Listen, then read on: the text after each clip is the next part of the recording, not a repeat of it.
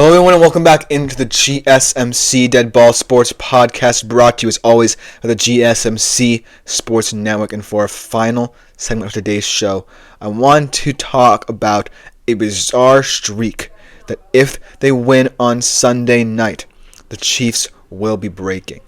And the reason that I've been keeping it so secret is because I feel like it's kind of an ironic streak, considering the fact that over the past couple of years, there have been several kinds of these teams who have had the chance in the big game only to come up short, and some of them have done so against these very Chiefs. So it'd be very funny if the Eagles particularly continue this streak on Sunday with a win themselves. Without further ado, let's talk about the specific streak. In the last 17 seasons of the NFL, the final unbeaten team in the regular season has failed to win the Super Bowl. The Chiefs can break that trend with a win, and the Eagles can continue that streak with a win themselves. But the irony of this is funny because we're going to go through all the specific examples of a team having the potential to break the streak and coming up short. Because the last team to be the final unbeaten team in the regular season was the 2006 Colts. And that game, we talked about before, was the only game where there was an opening kickoff return for a TD by Devin Hester, but his team lost to the last unbeaten team in the regular season, Peyton Manning and the Indianapolis Colts. Perhaps one of the great regular season QBs of all time, and potentially one of the greats on your personal Mount Rushmore of quarterbacks right now. But since then, the drought has started. The best example of a team having the primo chance to end the streak or have no streak at all was the 2007 Patriots, the year after the 2006 Colts were the final unbeaten team in the regular season and won the Super Bowl. The 2007 Patriots one-upped them. They had an undefeated regular season and postseason until those plucky Giants beat them in the Super Bowl with an incredible catch that will be remembered forever. And I'm sorry to all you Giants fans who expected to see Eli Manning at the Hall last night, but might have to wait for quite some time now. But the reason why I love this streak is because it proves how tough it is. Even if you're a dynasty, like, say, the Patriots of the early and late aughts to now, where the Chiefs are trying to do something similar. And this proves how difficult it is to win that final game, even if you're the final unbeaten team and you lose a couple games. Because the 2007 Patriots, at the start of the streak, had the ultimate job of going completely undefeated, being the first team since the 72 Dolphins to do it, and more so in a 16-game season.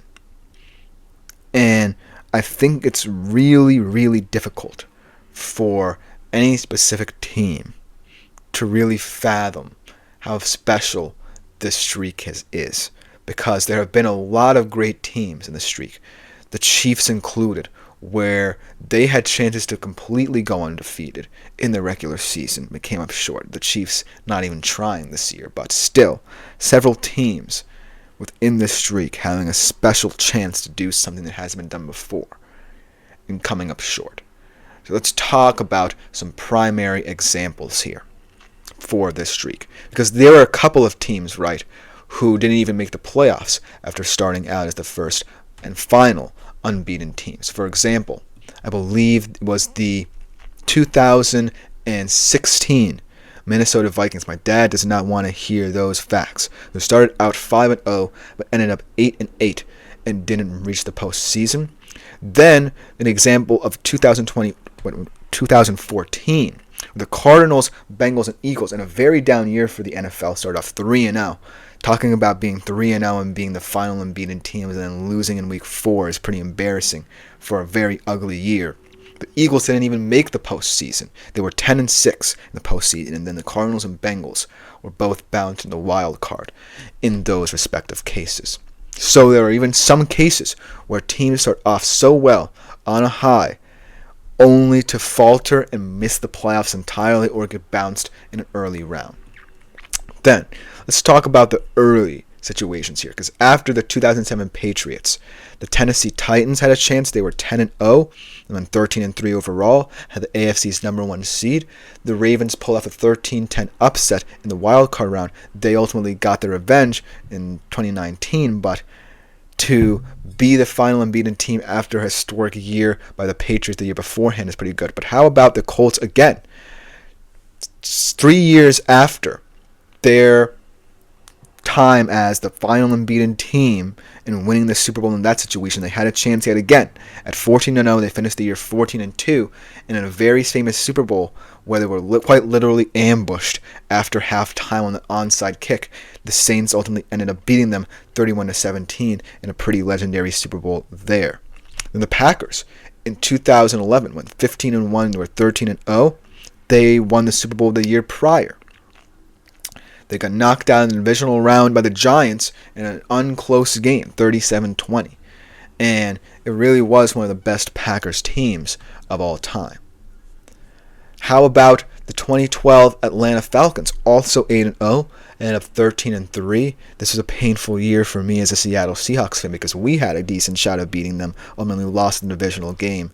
They lost the 49ers the next week in the NFC title game where they were up 17-0. And Falcons fans do not want to hear them blowing leads, specifically in that case as well.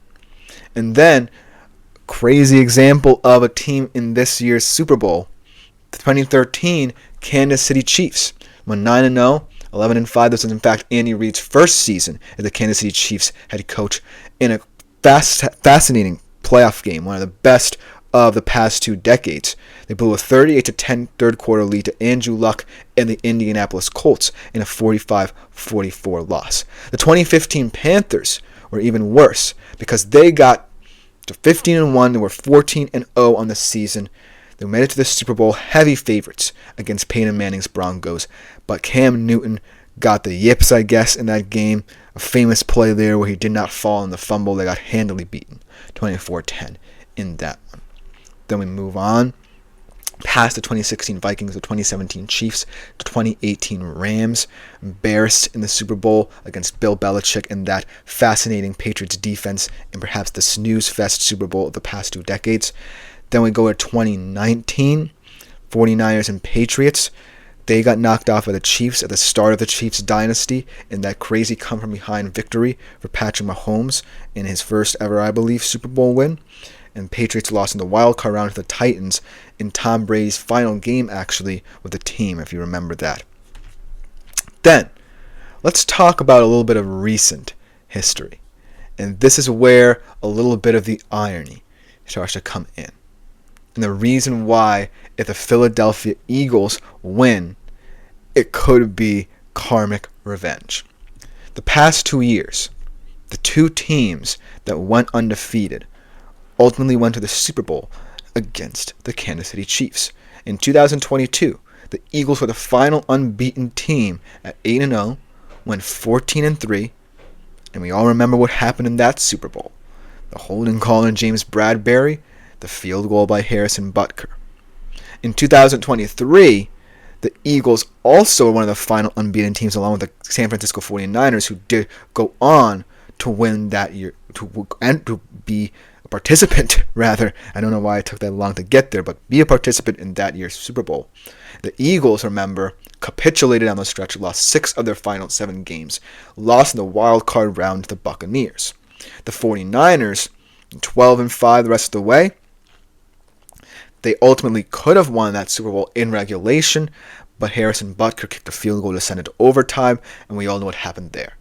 The blown third down protection for Brock Purdy, only leading to an errant throw caused by Chris Jones, and then a spectacular game-winning drive by the Kansas City Chiefs that ended in a very, very corn dog-esque play.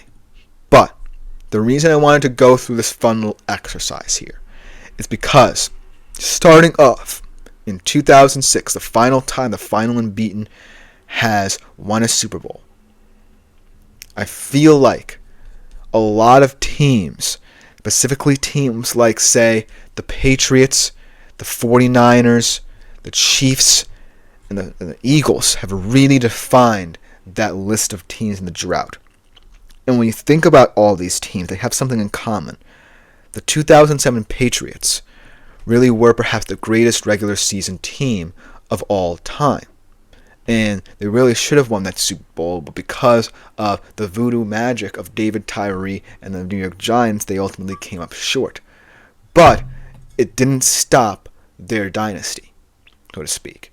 The New England Patriots still won several Super Bowls, not just in the late aughts, but into the early to late 2010s as well. We look at the 49ers.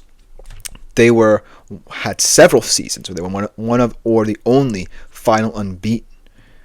And specifically last year's was very painful for them. The Eagles, 2 times, went to the Super Bowl 1 year. Their first Super Bowl against the Chiefs. Lost that game off a brilliant Jalen Hurts performance, coming up short.